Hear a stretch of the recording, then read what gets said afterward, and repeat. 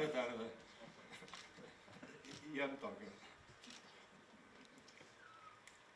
Tots els que hem tingut el privilegi de conèixer, de saber i de poder viure tot el procés creatiu d'una producció teatral, des de la primera lectura, els primers assajos, la construcció de l'escenografia, les proves de so, d'il·luminació, de vestuari, i també de maquillatge. Dia a dia hem après com el teatre és una feina que s'ha de fer aquí, on totes les peces han d'encaixar perquè finalment la representació sigui una realitat. Perquè què és el teatre? Un art extraordinari, amb un gran passat i un esplèndid futur. Perdó, me'n vaig ara. On era jo? Sí. 1, 2, 3, 4, 5, 6. 6 per 4 o 5 de fons. Un bon espai.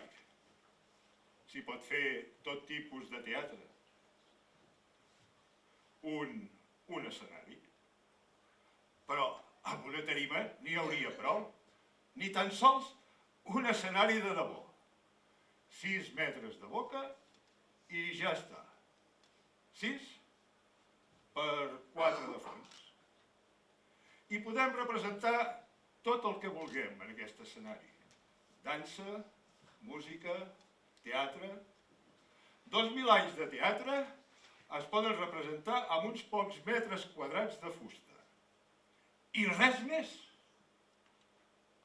Perquè serveixen per a res les escenografies? Quines escenografies he tingut mai jo? Uns draps pintats per mi mateix, amb 4 gargots a la bona de Déu? Hi havia de tot. La torre del castell, la sala del tron, els boscos. I el teló? Una cortina que no s'obre mai bé. S'entortolliguen les cordes, es traven les anelles, i vosaltres, els espectadors, no dieu mai res. Respectable públic, disculpeu l'incident. I el tancament de la cortina el pot fer jo mateix, vestit de qualsevol personatge. Tal se val. Un escotilló que no s'obre quan toca, un decorat que cau o un aplic que es belluga.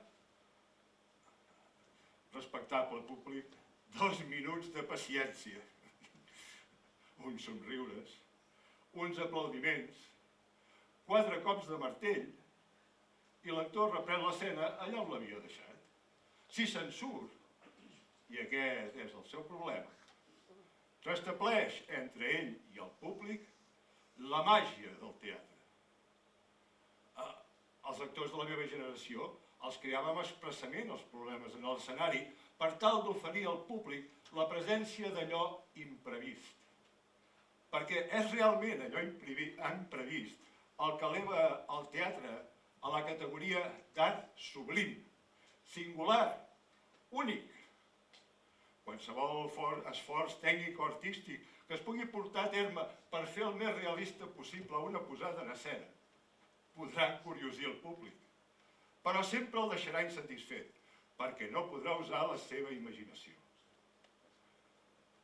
Els carrers de veritat, les places de veritat, els arbres, els salons autèntics,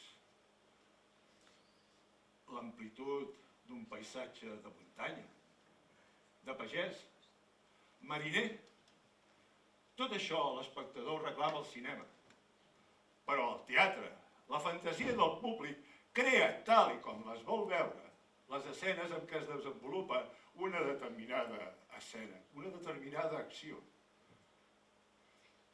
L'experiència tècnica o artística d'un escenògraf, encara que sigui genial, no podrà oferir mai tantes diversitats figuratives com la que es pugui crear el propi espectador en en funció dels seus gustos, la seva sensibilitat i, finalment, amb l'estat d'ànim que en aquell moment té.